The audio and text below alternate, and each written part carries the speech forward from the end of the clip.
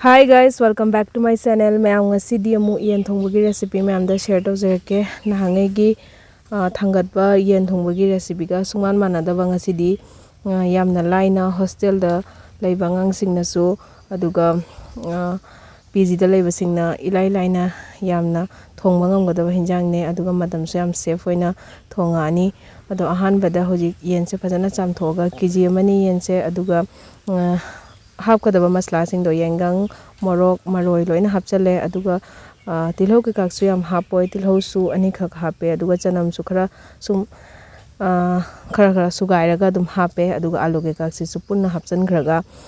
thau khara tawraga si semerine tawraga punga mamuk thamani aduga punga mamuk thamangaida kai thabaga dum tawgadaba jo adum tawba yagani aduga punga mamuk leiraba matungda thau hape tezpat mana khara hapchale ado aina happy basing se hap to yade have late alaiba kharana sum tawraga thongba yagani hojik se passport su khara hapchare aduga hing khara hapchare ko nahangai thongbagi mahau ga yam taste to yam khetna gani asise aduga sumain taw loraga marination tawbada lebu hapchagibnina aduduna khamen simbi ke ka haptra so dum yarani masa su phajana tasalani kuina su marinate tawraga thammabanina hojik se phajana sumaina hapani loina sa singse hapa loiraga phajana onthongojin tawrani aduga low to medium flame da medium flame da dum thammaga sise pungkhai muk mangondagi ising singdo loina tholakpa fawba ngawrani ado makhum sunga ang hangdokta bida dum pungkhai mamuk 20-25 minutes muk adum hangdokta bida thammaso dum yarani aduga hangdokta bida yengda bida sum lairik pagadaba leirasu thabak leirasu adum tawba yagani aduduga pungkhai mamuk 20 minute mo adumaina matungda sise otpa matamda phajana thau loina release oirani thau sise loina release oirakpaga hojik ngasai ina ising sahalaga thambado adudo loina ising hapchalani sahalaga thamba ising se hapagadi sabadu su balance oigani aduga jangna su munjangani aduduna ising asaba oina hapcharani ising asaba se mu hapkhrani aduga mu asise makhum hangdokta bida sum minute kun manga kun futlani aduga sum yarani aduga alu ke kaksisu phajana mullani aduni mayam sumaina se jamna otta bida kemda yengtho yenjin tawda bida sumaina yam laina hausu hauna kamaina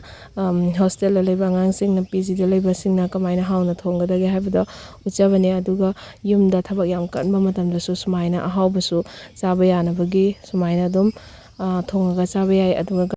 garam masala sidi aina yumda sukairaga hanadagi thambane container da ado mayam na packet ki orasu line adum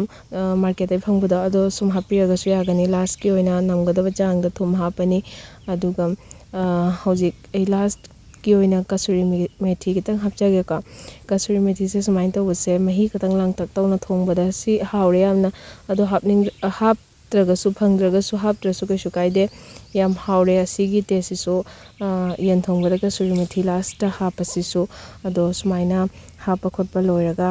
loire aduga mahi su kitang langtak tawna thongani ngasigi se mahidi isai sana chaningba changdo adu yengaga hapiu aduga hojik se last ta loiraga siga hojik siga ai umoro katang hapjage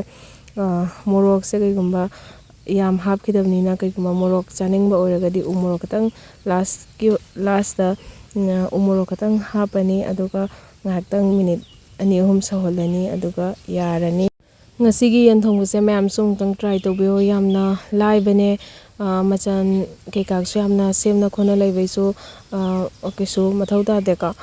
dum yamna laina matamsu yam changdabida khutsu yam changdabida yam laina hauna sumaina thonga chaba yai thongba thakba heiba singdi sumaina mayam charamba su yai ko ado amuktang bau try tawdiba singna matam kamaina save tawraga